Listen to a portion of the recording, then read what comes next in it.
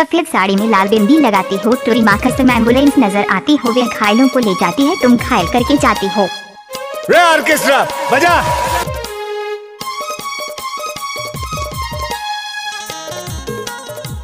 Ladwani sound पर टोला। आपका क्या नाम है? प्रेम प्रकाश लदवानी वाले। क्या? अच्छा। एक घड़ी बातें कर लेते हो लगते नहीं दिखे माया वाले कौन बैरी ले गए। अरे जा जा। होगा माया कौन बैरी ले गई उड़ा के रे। अच्छा। ले गई उड़ा के रे। कौन बैरी ले गई उड़ा के रे।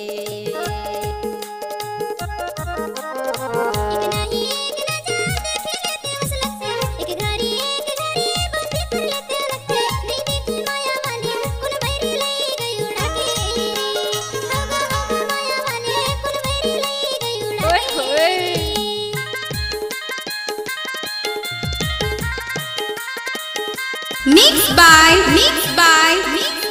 आप सुन रहे हैं डीजे प्रेम प्रकाश का मिक्स किया हुआ गाना। नाच ना वो।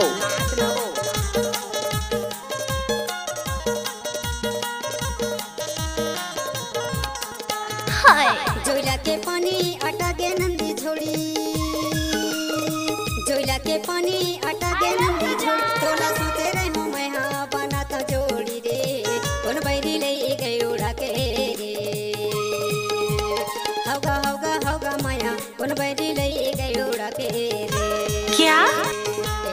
एक नजर देखे लेते वस लगते बातें करते वस लगते नहीं दिखे माया वाले कौन बैरी ले गई उड़ा के रे।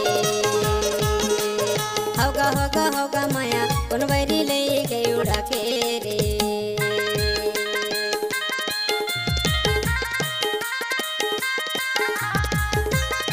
अच्छा।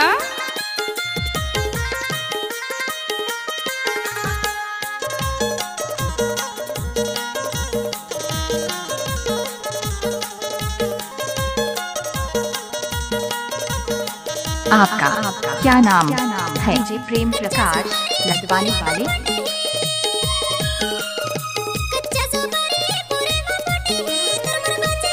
नाच ना वो।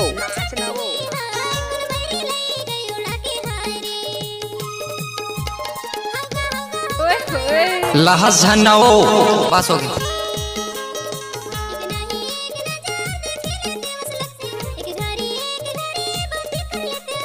एक बार मोर सन नाच के तो दे।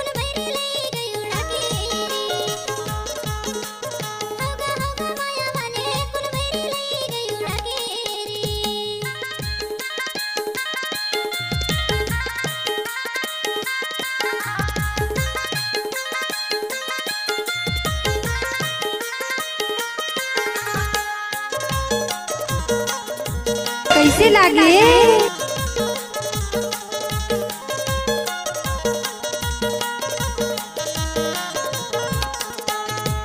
नवरे छनी खदर नहीं नवरे छनी खदर नहीं तोरे बोलियो बचन मा सदर नहीं आए रे। कौन बैरी ले गई उड़ा के। मिक्स बाय आप सुन रहे हैं डीजे प्रेम प्रकाश का मिक्स किया हुआ गाना।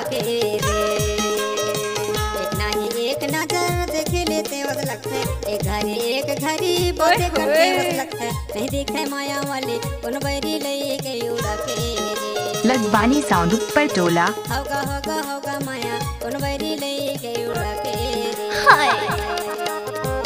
एक नजर देखे लेते वस लगते एक घड़ी बातें कर लेते लगते नहीं दिखे माया वाले कौन बैरी ले गई उड़ा के रे। होगा माया कौन बैरी ले गई उड़ा के रे। कौन बैरी ले गई उड़ा के रे। कौन बैरी ले गई उड़ा के रे।